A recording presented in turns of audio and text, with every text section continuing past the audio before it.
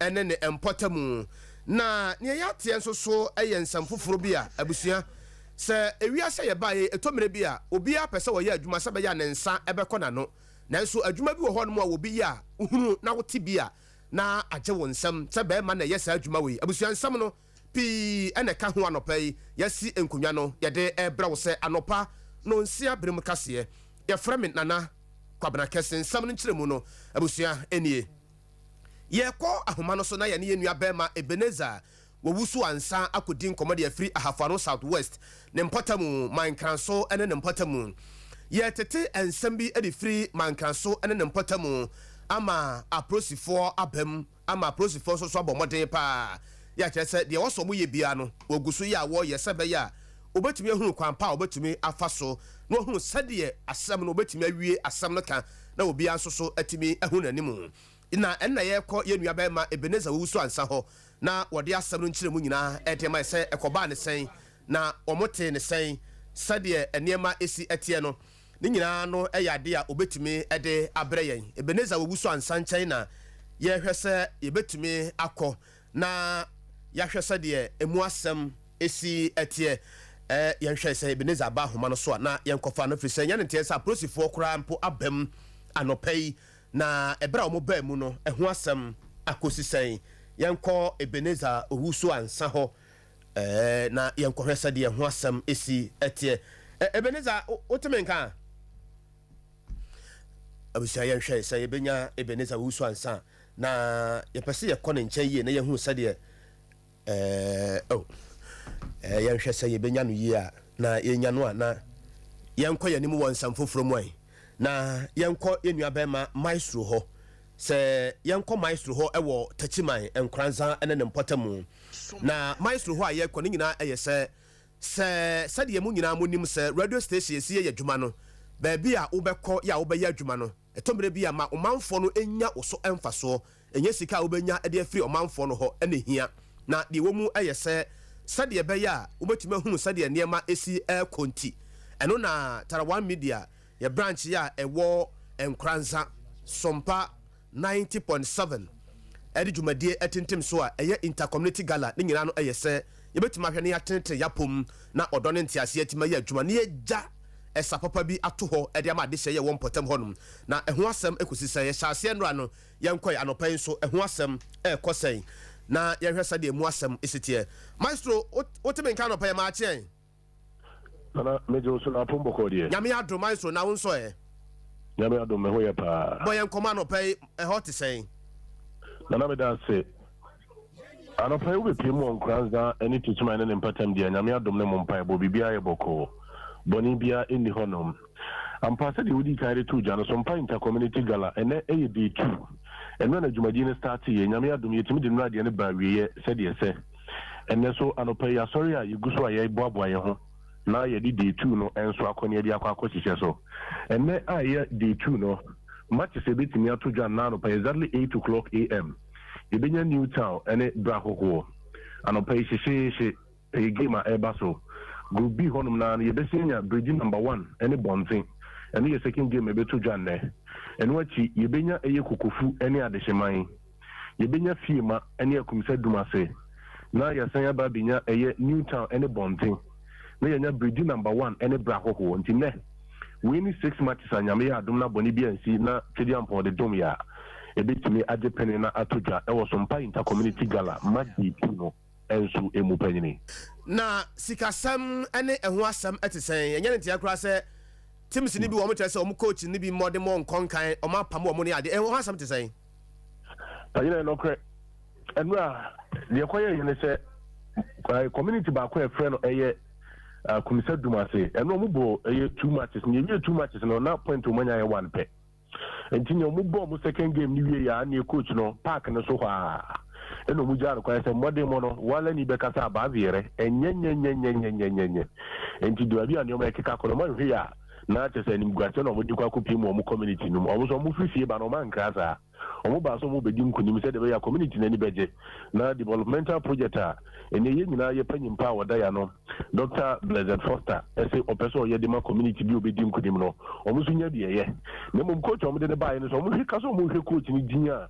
enya hwe ni ngwa se chinchin pa no mo be ko pinti no omo bo second game ni wie ya park na so ene ne na nasin tutu ye ja no kwan boko se onko na omumpe coach ufra nyame yadma ne wodi ombeba no ba bi gina okono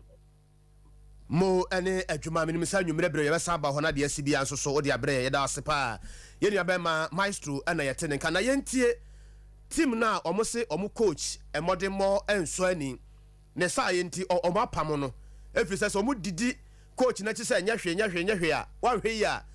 200 million o currency ne da so no 10 pesos kura wa hwe ya enya de so menya yentie sa de omu se de nsam no ma nsam trofo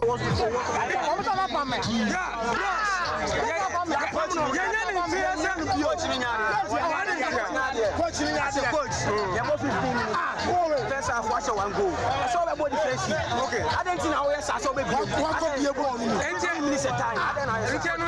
Coaching I'm not to be a coach. New coach, master coach. I'm a coach. So it's confirming news. I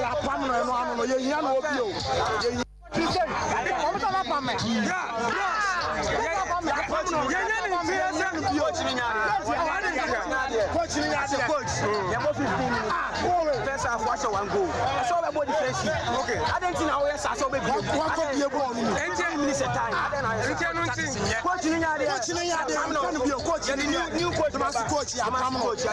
So it's confirming news.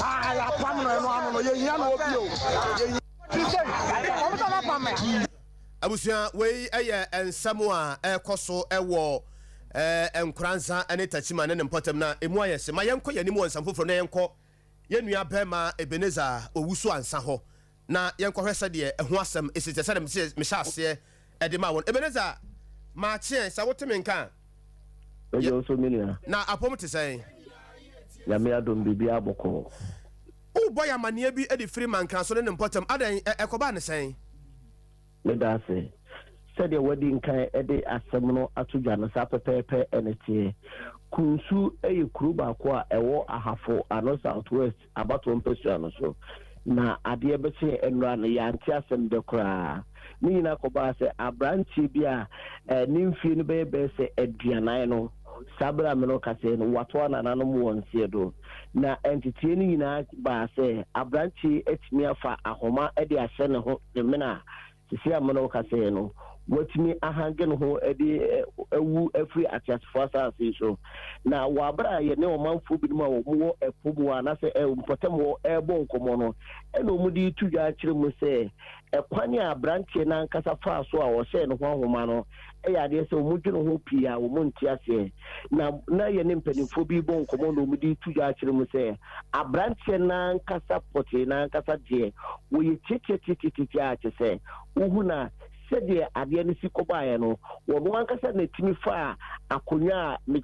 ma no egina etena so epamade ne bi no eno no fa de si ho a wo de bodua bi a ewo dan no eho a se wo de isa sapo a ye digari bi no e de so ne mena sisi ameno kase o petre de ne ho free akonya no so ma sisi ameno kase wato na nanu mo nsie do na wa bra ye ne unit committee chairman e bon komo no di tuja kirim se abrante no kra enura ade bechi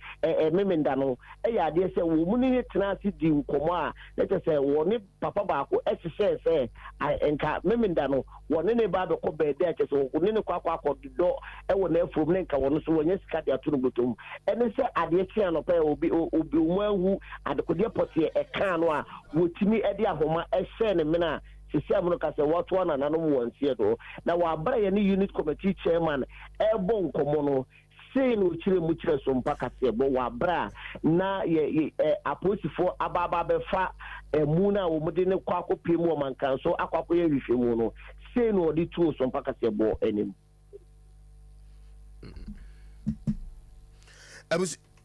Ebeneza ansa na obeba nkura na obekọ Ebeneza woteme nka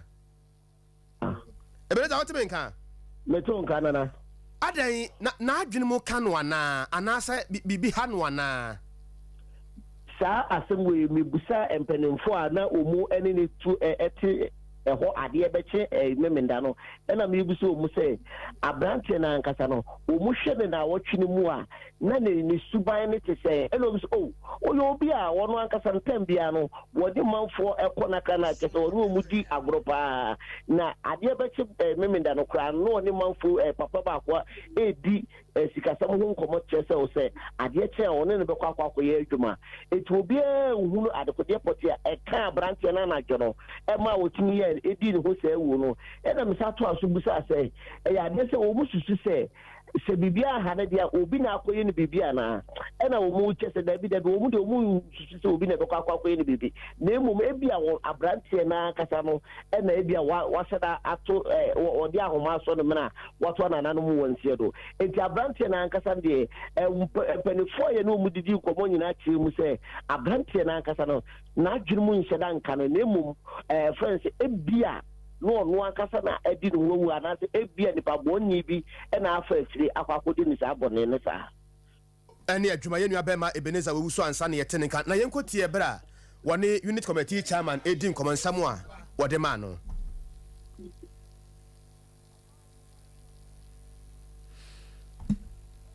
abusa yɛhwɛ sɛ ka yɛbɛnya unit committee chairman ne no na yɛntie sɛ deɛ wɔsɛde nsɛm no maa no ɛwɔ soro ɛyɛ baabi a wɔda paa wɔda akonnwa bi mu ɛwɔ hɔ wɔde ahoma abom na wɔde hyɛ ne mene na wɔde benchi ɛmaa no gyina so wɔn tena so pam adeɛ no bi ɛne wɔn wɔtia na wɔde gyina so kyekyere ɛsoro no de hyɛ ne mene bɛyɛ saa na mehu no ɛgye ho sɛ wɔyɛyɛ na benchi no nso mu no tɔ baabi a ne pa no sie no a pɛpɛɛpɛ ɛne wɔde sɛ hɔ na ne nan ɛkonkɔn fam sei ana me de me hu no sin nura bi akura wo ba ye ho nura oba akura se woni brama be ko ba de na no pa oti mi kura me ti ya me ko ho ba ye no na me pa brama wo na se na ha ya se fre no na titi no na bo zunu ntam ho titem bia ya ni ye hu okay na ni di ni de san ya nkasa ni di no na me wira fi se ya so wo de hwan bi o me wira fi na nanse na mo hwɛ ne movement ana sɛ na as wɔyɛ di Indiana na bi na kura obere me wakura atoi obere me wakura atoi abusia we yɛ nsɛm a yɛ nua bɛma Ebenezer wɔwu so ansa hafa no Southwest ne mpɔtamu wɔde ɛma yɛ unit committee chairman Nana Sikina wɔde saa nsɛm nyinaa no ɛma Ebenezer wɔwu so ansa afɛgya kɔ yɛ nim wɔ nsɛm foforɔ emu ewiase ba yɛ obi a wɔ adwuma wadi nsia kan tam sɛ wɔba asase so no ɔbɛyɛ na adwuma na wɔbɛyɛ no ya na mmara ɛwɔ ho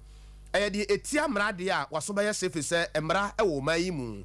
na yɛnua bɛma Andrew Boache ɛyɛ abrante a wɔse wɔno deɛ sɛbi ɔmmɔ korɔ no ɛne wakɔdidi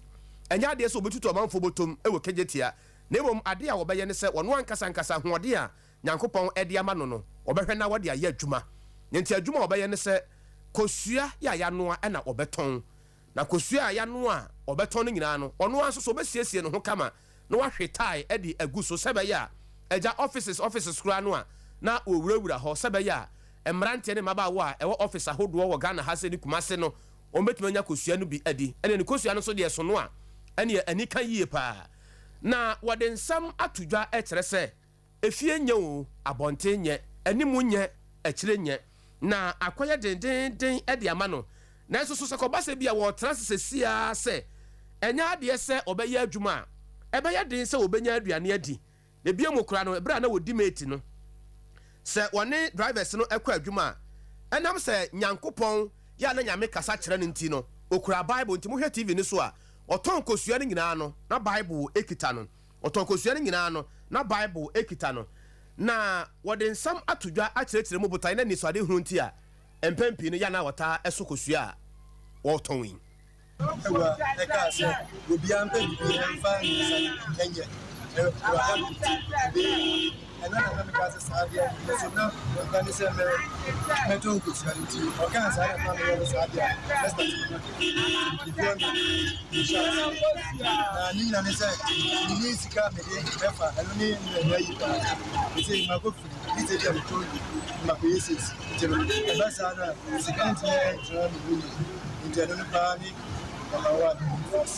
The future ben abi to mo tonicus o mo nya dwo me ma no mo nya dwo the mechanism obi ani kan ehwe Yesu ekira banti Ewade asam so say obi am mo body fa ne nsanye adwuma pa ebasa obenya bia madu and I say was minute here obey no so Ewade ni shira so me ti be me bia nya dwuma adwuma bonne ntese kro no adwuma bonne ntese kro no adwuma bonne ntese kro okay that's abusuan komoy wani enua ba ma aduana ba na edi yenti wo hwe TV no so a wahwe ne tai kama na oton kosua obeye ne dan ya brabo mu nsam no abi ebra so se ye fa agudie mu nsam nas aye krado nas ma chen na ho tesen yoso menua bibia boko de yankopon don ba se anapewa mama moto ade na wo hu no too much nas wi ase de se nye fe o ya se anka se nye fe wi ase nye fe nice guy pa se ya kai bo de to so ase se even crow oko free kosua no nti woton wi a ansa na wo de sika no akọ aben erade ti de bia make sense mo say like ti bia utimbia no danyame asa papa anopai agudie mu nsam no enra mo lusu ye o lusu o ze re de o lusu ye lusu mini so ze wa di na we muti mo de anu e di o ye etim de enye chese enye kura chese tim de enye Kamo, okay, right. Yamo bibi akwaba mfambra. Sompa 93.1 Sanso ena Sompa television. Emra so say yedi agudie mu kasiabo edebramo. Within the Benas Ottoman obetuma from Nas. Na yen sha say emfa yeni enkopiem ewa Krisiuti Endra ena Blasters 25-man squad call up no wodi ebetu dwa na okwahwemu a edin say ena setie goalkeepers no omoye miensa goalkeeper Richard Ofori. And then for the first time after a long period of break, Wasaba Benyane call up Abdul Manaf Nuruddin, one also about the count, Sansuna, Atizigi, one also Anya call up defense. They say NST Alidu Saidu, Kinsel Chandler, Stephen Amburoso, Sansuna, Joseph Ado, Sansuna Alexander Juku. Nicholas Opoku, Baba Abdurrahman for so many times. Okay, I say Baba Rahman there, ya lambastina. After so when you move on, no say Wasanya back to Blaster call up. Samsung Gideon Mensah, midfielders and say NST Abdul Samad Sales, Baba Idrisu. Edmond Edu, Andrew Ayu, Sansuna Eleza Ousu, Mohamed Kudus, and Rashford Nswaba back, Sansuna Inaki Williams, Anthony Semenyo, Jordan Ayu, NS Nyoma, Osman Bukari, Jonathan Sowa, Omunina Eka, 25-man squad. Coach Krisiuti at the Ababetuja ahead of Central African Republic game. I Beboso Ewa Kumasin Baba Nyara Sports Stadium on Tuesday 7th of September. Now after that, players ni be atima mixing. Now question players or ma mixing. Abrante and I said player your friend Thomas T Pate wa mixing. Dentina Thomas Pate antime ansia antime for this call up. Now story Eboboba Echo say Thomas Tepate enya injury, hamstring injury, be taken off for a couple of weeks. Anything Abrantia, ye from Thomas Tepate, one Timmy Ambambe, Katim Nobi, Sansona, Mohamed Salis, okay, some Mohamed Salis, they were necessary injury, even though so Ruzuma, Washa Sal, Wakeke ball, Kakra, and coach Chris Hilton, Esha say, Yenyam Emma Abrantianum. Before Yatimi Afreno, Samsung Jojo Wallacott, Mabel keepers Nidino, no one count. Jojo Wallacott, yes, one year injury, Kakrebi, I'll bet in a fear for 6 weeks, anything, one to me, Ambambe PM, call up EB. Samsung Majid Ashimero, Majid, Mokai say, rest and person, I ran ten so, and ya echo off for Amstrik, one also, anything, one to me, and call up. Daniel Amate, one also, Anya Amstrik for 3 weeks wabetina nche anything on also antimi anya chance ambambeka Blaster team no na meka mo say after say Blaster ebo match way on this 7th of September on Tuesday Blaster any Liberia ebesa siakan ni na ye ahead ni na ye preparation towards the AFCON qualify and as AFCON ebetodwa ewo la Côte d'Ivoire obi man so yemfiri ono emfe ni nkopiem ewo Mediama omone Dream CFC champions of champions Ghana version of Community Shield no ebetodwa ene 6 p.m. live commentary Emra Ricardo waba betina no what the live commentary no ebebramo Mediama up against Dreams FC now head of the game and now coach assistant coach for Dreams FC Diamond Winfred Diamond and in some way Eddie Atuja ahead of the game no. In God we trust. Coach, congratulations on qualifying to the next stage of the CAF Confederation Cup. Thank you. After the dramatical win against Milo, how is the team preparing against Mediama FC in the Champions of Champions come Sunday? Well, the approach is still the same. We return to training. We did review and we analyzed the game and different phases so far as the full moment of the game is concerned. And quickly we switch the mentality to the Mediama game, which is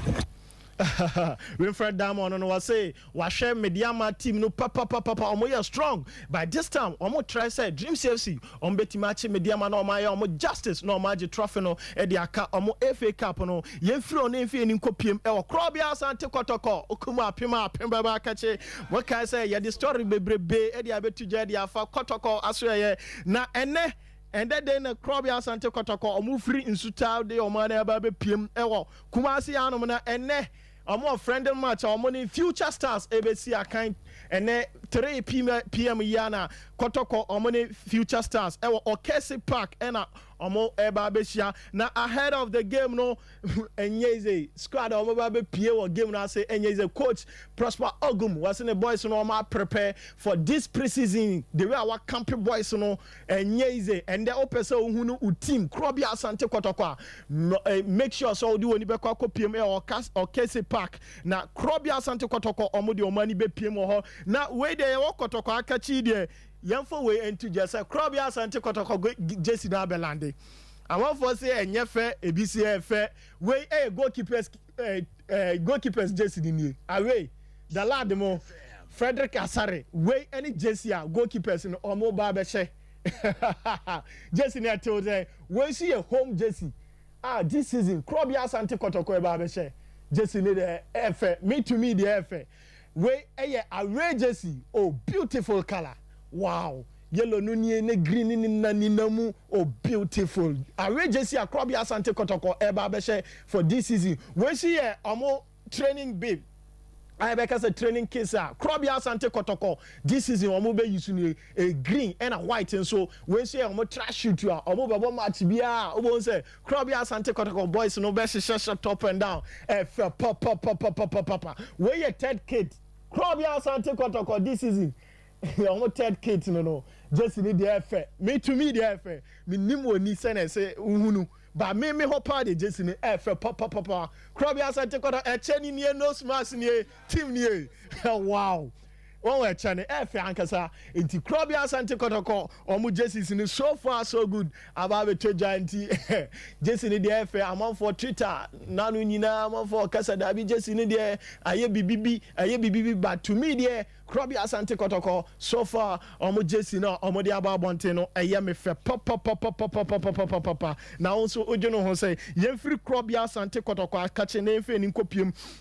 ewo House of Folk akache ene House of Folk and then about 3 p.m. pepe ewo pobi by omone Oko United AC akan friendly nina preparation towards the 2023-2024 season GPL ayebe toja na emu nsem no say after this match ya phobia ombe down man no makoko PM ewo kofordia ho and omo kwako serious campaign now ahead of the game omo player Kevin Osei Asibe the new signing for Phobia within some way Eddie Atija ahead of the game. That same energy Ghana Premier League. Of course, Kevin Osei Asibe I player beer always know he do his best to make the supporters happy and at the same time no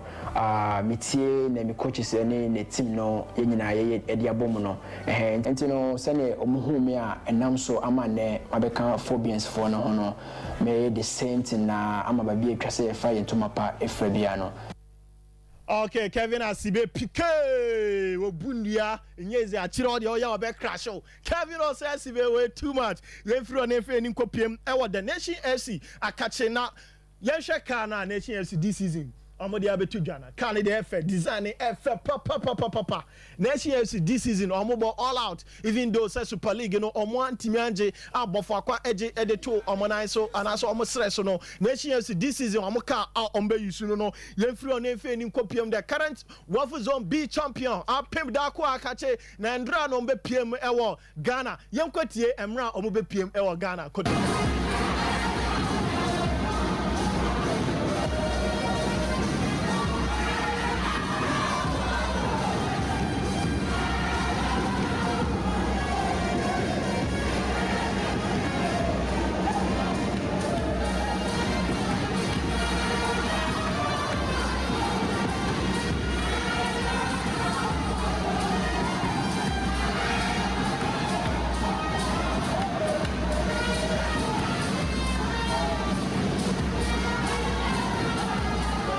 Okay, I'm Pim Dakwa the team. Nana Manono, and we are too much. I'm with the trophy no about Pim. Ewa Ghana Hanum, Yefro on Efe in Kopium, Ewa Saudi Pro League, you know, and match Etoja, Ronaldo, Al Nasser, game no, and Ronaldo Asai and Adini Bium.